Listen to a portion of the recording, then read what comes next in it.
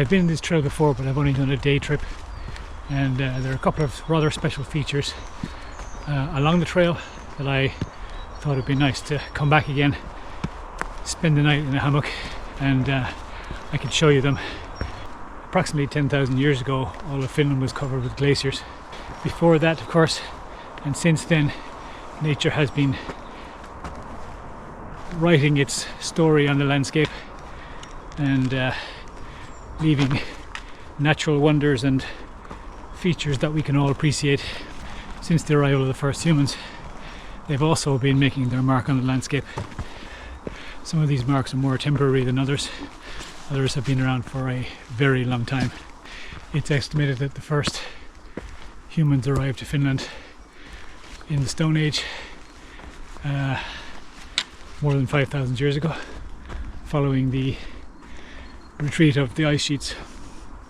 But somewhat later than that, in the Bronze Age, they came from the sea and came from the west, it's thought, and they buried their people here. And just here behind me is one example along the trail. There are two I'm going to show you, where they buried their people, probably cremated them first, and they piled stone tombs above them.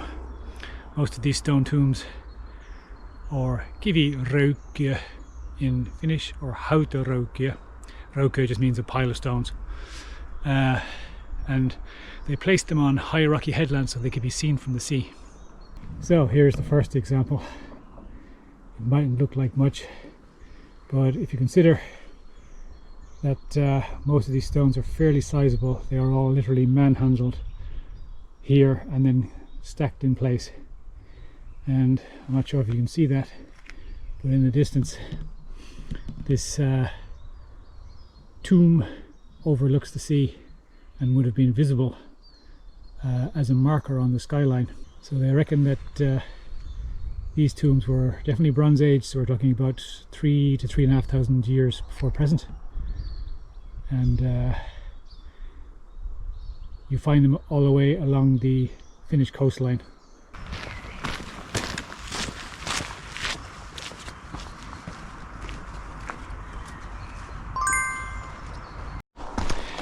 So yeah, the plan tonight is to hike in, check out a couple of these Bronze Age tombs, and yeah, put up the hammock. I've got the Amok Draumr with me tonight, so it'll be my first camp in that hammock in 2025, so I'm looking forward to it.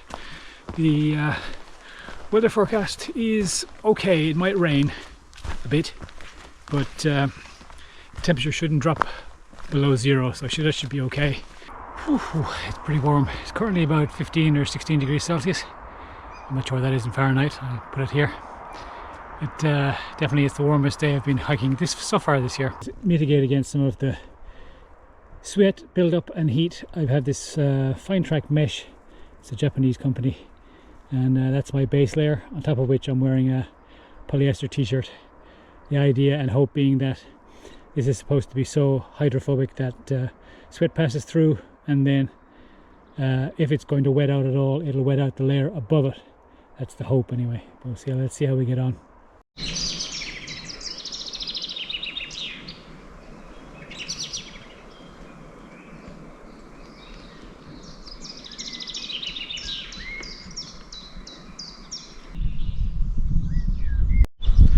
So here we are in a shooting station for shooting deer.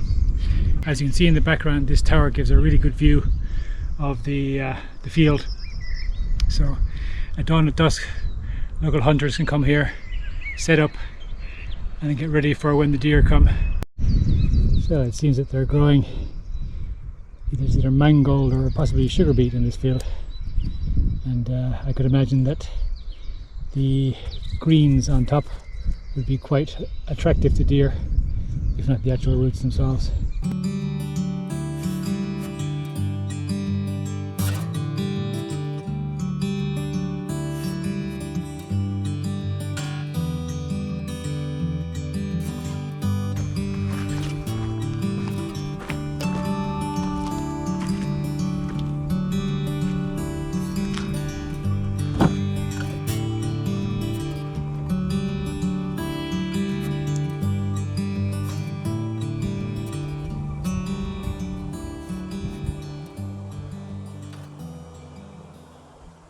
I've seen this crate before and I've sat here and I'm just marveling at the amount of actual physical labor involved to build this thing. And it's amazing what humans will go through to honor their dead. I think it's quite a nice thing. And the last thing that basically you can do for somebody is to make sure they have a good burial.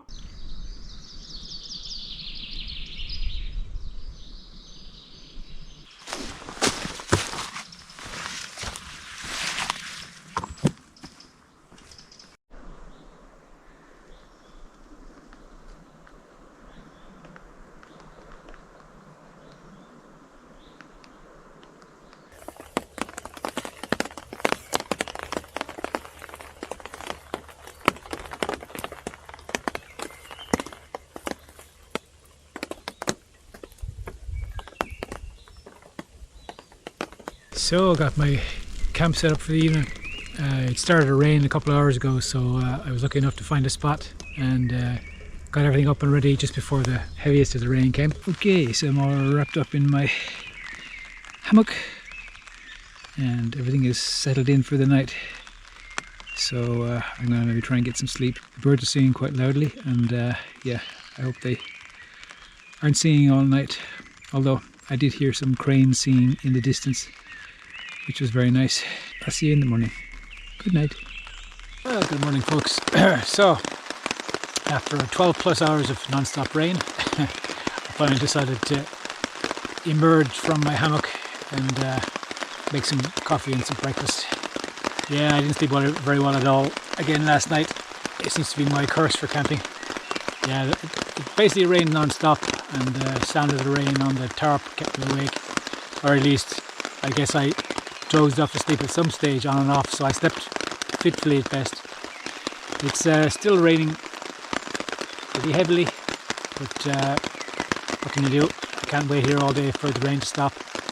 So yeah, I'm gonna warm up with some porridge and some coffee, and then I'll start thinking about packing up. Cheers.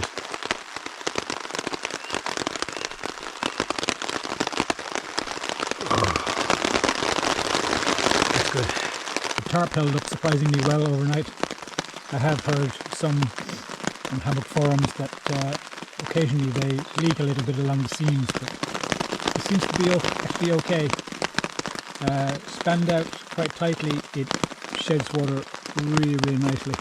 Because the wind wasn't driving the rain, the hammock stayed pretty much completely dry. Just wanted to talk about the base layer that I got. This is this Finetrack system. I think it's Japanese, and it has this nice mesh in it. Yeah, it worked really well underneath my t-shirts yesterday when I was sweating, although it didn't feel at the time like it was wicking sweat away from the small of my back when I had the rucksack on. I noticed that when I actually stopped and started to set up camp, that yeah, although the outer polyester t-shirt was actually damp, wet from sweat, the Finetrack layer on my back was actually dry. And yeah, so it was actually really good. One nice thing about this system as well is of course that once you arrive to camp, because this is dry, you can leave it on and then put like warmer layers on top of it. So yeah, overall I think it was actually quite a good purchase, and this time I just had the top on, not the leggings.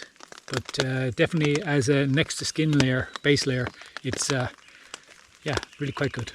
Do you like my hat, by the way? The finish, this type of hat, it's called a peepo. I'm not sure if you can see the design there, but it's got a seal on. And these are hats and products that you can buy to support the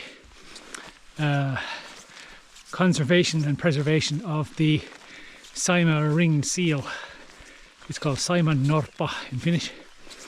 It's a seal that has, after the last ice age, become completely cut off from the sea and lives its entire life living, breeding and feeding in the freshwater lake system of Saima in central and eastern Finland. Their habitats are endangered because lots of people like to fish with nets, and the young pups especially they tend to get caught in nets and of course they drown. Currently there are something like at least 300, 400 individuals left, but that's it. So it's very important to support them and also to preserve them, because once they're gone, that's it. They're gone extinct. How about this for a view? Not too bad. Whew. It's a lot more foggy and misty today than it was yesterday. Now it's sort of mysterious, incredibly beautiful.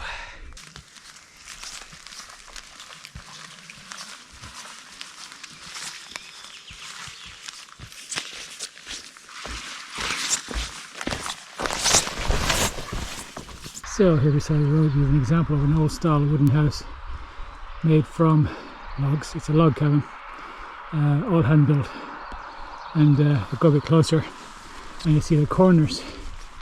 They are made by interlocking, probably pine. Traditionally it's been painted with the red lead colour and white trim, which is very typical for the archipelago area. What's also interesting is this, I don't know if you can see that, but in the actual cracks very often they stuff moss to keep the drafts out. And some places they use horsehair, but usually horsehair or newspaper is it's stuffed into the cracks on the inside of the house. So quite ingenious, using what's locally available, but also at the same time rather labour intensive.